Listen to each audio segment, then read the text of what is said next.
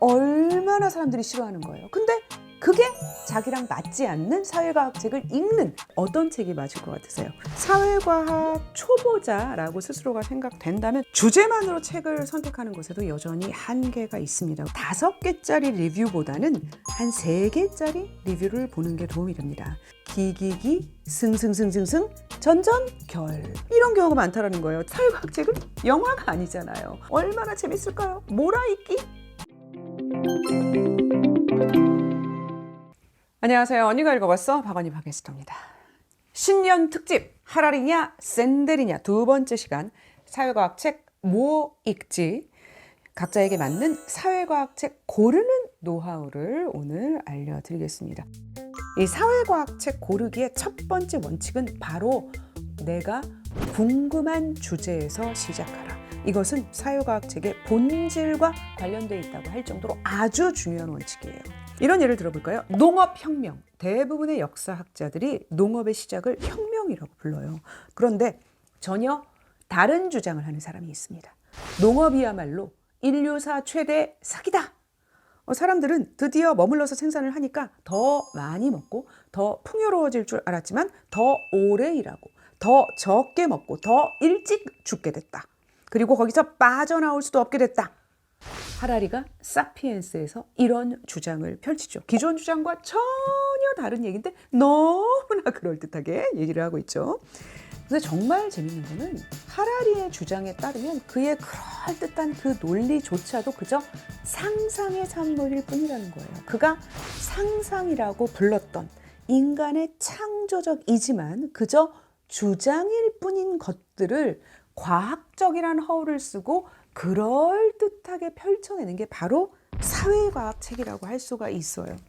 하라리는 농업혁명은 인류 최대의 사기다. 이거를 논리적으로 입증하기 위해서 그저 말빨만 세우는 게 아니라 정량적인 분석도 했어요. 수렵 채집기와 농업기의 인간의 노동시간, 육류 섭취량, 질병률 이런 것들을 비교를 했죠. 하지만 자신의 주장을 논리적으로 입증하기 위해서 어떤 자료를 쓸 것인가, 이것도 결국 저자가 결정을 하는 거거든요. 아무리 논리적이라도 사회과학은 여전히 주장일 뿐이라는 거예요. 만약에 그 주장하는 내용이, 그 주장하는 방식이 나랑 맞지 않으면 그거는 싫어하는 주제에 대해서 싫어하는 말투로 말하고 있는 사람에게 계속 설득을 강요당하는 거, 얼마나 사람들이 싫어하는 거예요. 근데 그게 자기랑 맞지 않는 사회과학 책을 읽는 바로 그 상황이에요.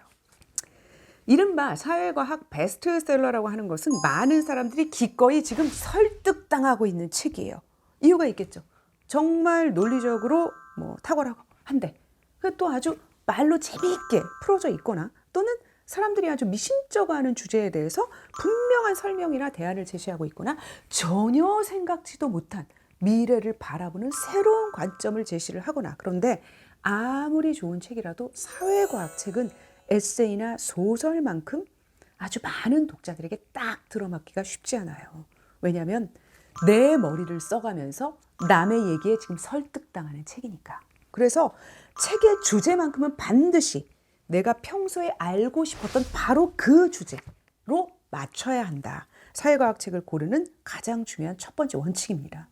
사회과학 책과 친해지는 2번째 단계가 있습니다. 그 주제의 책을 한 권만 읽는 데서 멈추지 않고 한 권 더, 한 권 더, 이렇게 2-3권을 연속해서 읽어보는 거예요.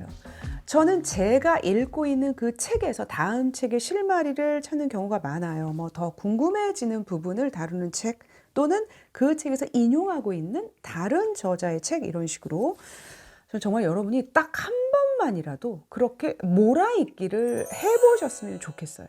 몰아읽기. 이제 저는 한 사이클 같은 거라고 표현을 하는데, 그 사이클을 한 번만 완주를 해도 사회과학 책이 정말 재밌구나라고 느끼면서 사회과학 책을 평생 친구로 가까이 할 수 있게 되는 어떤 느낌을 갖게 돼요.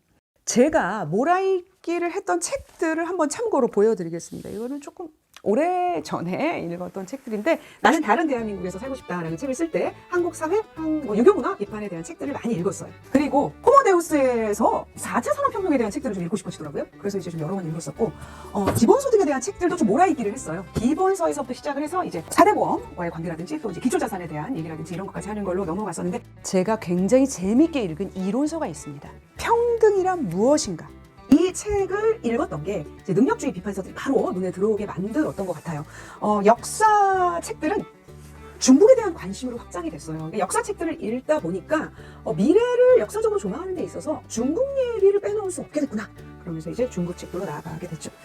몰아읽기 쉽지 않겠죠. 한 권 읽기도 어려운데 지금 여러 권을 연속해서 읽으라는 거잖아요. 그런데 사회과학이라는 거는 우리 일상과 매우 밀접한 얘기들을 다루고 있기 때문에 읽을수록 주제들이 오히려 굉장히 쉽게 느껴져요. 그리고 재미가 갈수록 커집니다. 점점 더 배경 지식이 풍부해지고 이미 핵심적인 용어의 의미를 알고 있고 또 저자가 왜 그런 주장을 하는지 의도를 파악할 수 있게 되죠. 저자의 핵심에 더 다가가면서 비판을 할 수 있게 된다는 거예요. 동의하지 못하는 부분들 그리고 저자가 지금 기존 관점을 반복하고 있는지 아니면 새로운 관점과 새로운 대안을 제시하고 있는지 알 수가 있게 되죠. 그리고 그렇게 책을 읽어가다 보면 어느 순간에 이 분야에 있어서는 내가 어느 정도 책을 읽었구나 이런 순간이 와요. 왜냐하면 사회과학 서적이라고 하더라도 대중서적이기 때문에 이 책들은 아주 깊이까지 들어가진 않거든요. 그리고 학계에서 합의된 어떤 공통된 부분을 반복적으로 읽게 되는 어떤 느낌이 와요. 이 주제에서는 이제 새로운 책이 나올 때 골라서 읽으면 되겠구나. 우리가 사회과학 책 왜 읽지에서 최초로 목표했던 그 지점에 도달한 거예요. 숲을 보는 눈을 갖게 된 거죠. 사회과학 책이 평생의 친구가 되는 순간을 만나게 되는 거죠. 주제만으로 책을 선택하는 것에도 여전히 한계가 있습니다. 왜냐하면 모든 책에는 수준이 있고 또 스타일이 다르거든요. 자신의 관심사 안에서 책을 고르되 수준과 스타일이 맞는 책을 고르면 더 좋겠죠. 구체적인 예를 가지고 여러분이 이제 어떻게 선택을 해야 될지 참고하실 수 있도록 해보겠습니다. 최근 인문사회과학 베스트셀러 중 하나죠. 지리의 힘 1, 2. 그리고 이제 지리를 기반으로 인류사를 분석한 또 다른 책, 지리기술제도입니다. 이 두 책은 아주 다른 스타일을 갖고 있어요. 지리의 힘, 저자가 언론인 출신입니다. 이 지리기술제도의 저자는 저명한 학자예요. 언론인 출신 저자들의 글에 특징이 있어요. 첫째, 두괄식입니다. 왜냐하면 기사는 결론이 앞에 나오거든요. 둘째, 설명적이에요. 왜? 기사의 독자는 누구나니까. 이 초등학교 고학년에서 중학생 정도도 읽을 수 있도록 기사를 쓰게 훈련을 받기 때문에 글이 쉬워져요. 대신 설명적이기 때문에 말이 늘어나죠. 어려운 내용을 쓸 때 글이 좀 길어지는 경향이 있습니다. 또 이 책의 경우 지리적 분석이라는 기본 틀이 있고 작가가 과거의 역사, 특히 침략과 방어의 용이성, 또 국내 통합을 이룰 수 있는 지리냐 아니냐 이런 통일된 맥락을 적용하기는 하지만 각 장이 매우 분절적으로 되어 있어요. 그러니까 한 장씩 읽어도 되고 순서를 바꿔서 장 읽어도 되고 심지어 읽고 싶은 장만 골라서 읽어도 된다. 그런데 이 지리기술제도는 같은 지리적 분석을 담고 있지만 완전히 다른 스타일이에요. 저는 이 책을 읽고 충격을 받았어요. 저명한 학자잖아요. 어마어마하게 공부를 했을 거예요. 그런데 그 수십 년 연구의 결과물이 딱 이 책 한 권으로 나온 거예요. 딱 필요한 얘기만 썼어요. 책 전체를 투과하는 하나의 주제는 세계화입니다. 인류가 역사의 각 단계별로 어떤 특징의 세계화를 어떻게 이뤘는지를 분석하는데요. 내용을 고르고 골랐다. 심지어 각 문장에 들어갈 단어까지도 고르고 골랐다는 느낌을 받아요. 버릴 말이 하나도 없다. 어떻게 이렇게 정제된 글을 쓸 수 있을까? 아주 내용의 밀도가 높은데 또 그렇게 어렵지도 않습니다. 정말 놀라운 책이에요. 이제 곱씹으면서 한번 정독을 천천히 해볼 만한 책이다. 어떤 책을 읽고 싶으신가요? 자기한테 어떤 책이 맞을 것 같으세요? 사회과학 초보자라고 스스로가 생각된다면 저는 개인적으로 지리의 힘을 권합니다. 이 지리의 힘 1, 2를 먼저 읽고 중간에 하라리의 사피엔스 같은 거를 읽고 지리기술 제도를 읽으면 얼마나 재밌을까요? 몰아읽기? 흥분되잖아요. 제가 중국에 대한 책들을 여러 권 했는데 그 책도 이제 이런 관점에서 설명을 드리면 좀 지리의 힘에 대응될 만한 책은 차이나 쇼크, 한국의 선택.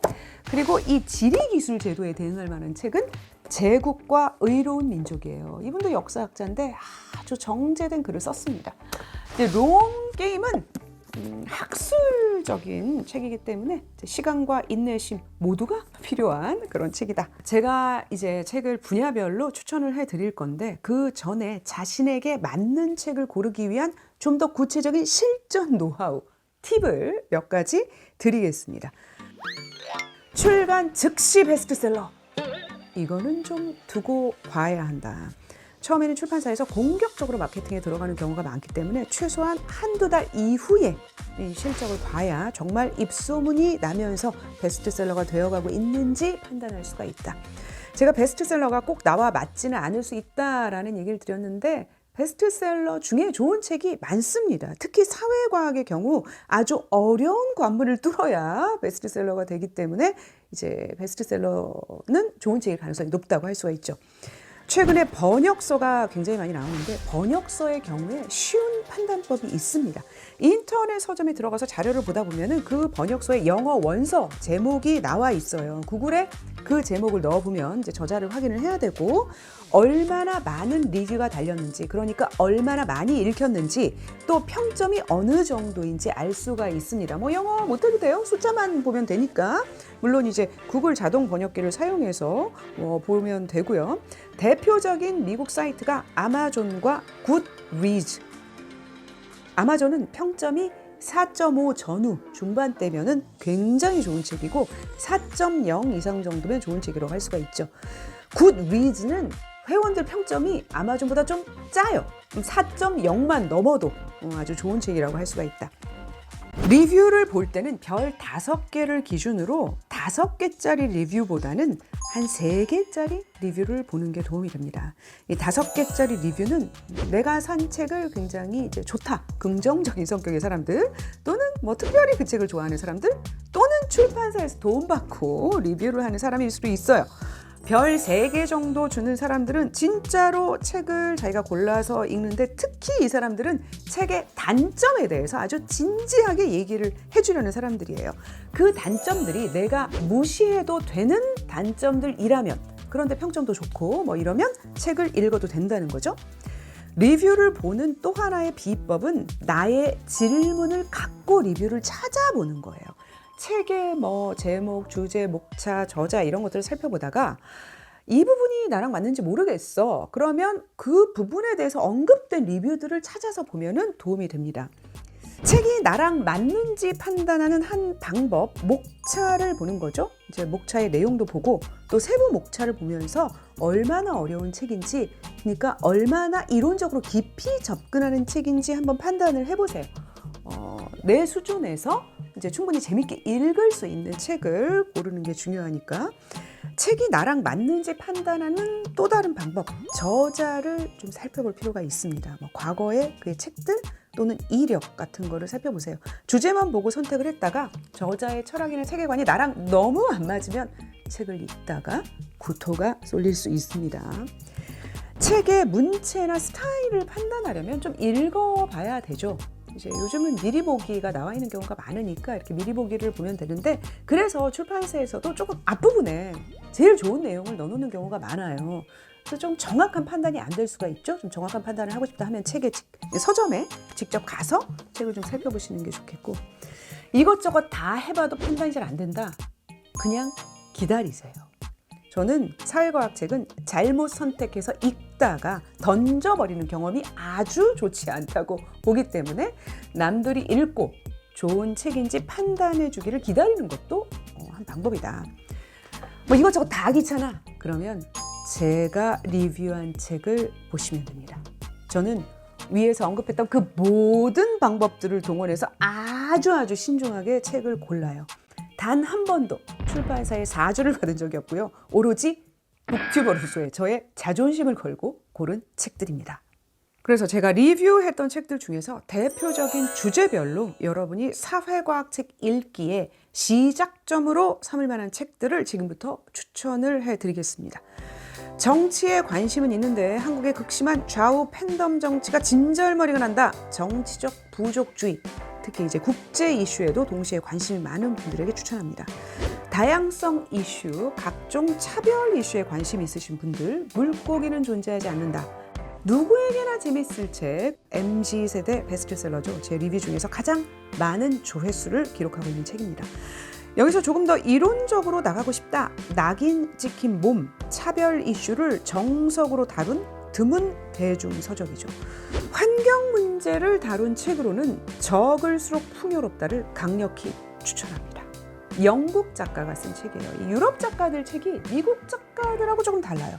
이슈를 다룰 때 그 분야만 다루는 게 아니라 여러 분야의 관점에서 다각적으로 바라보는 능력이 탁월합니다. 어렸을 때부터 철학 교육을 받은 그런 저력이 드러난다고 해야 할까요?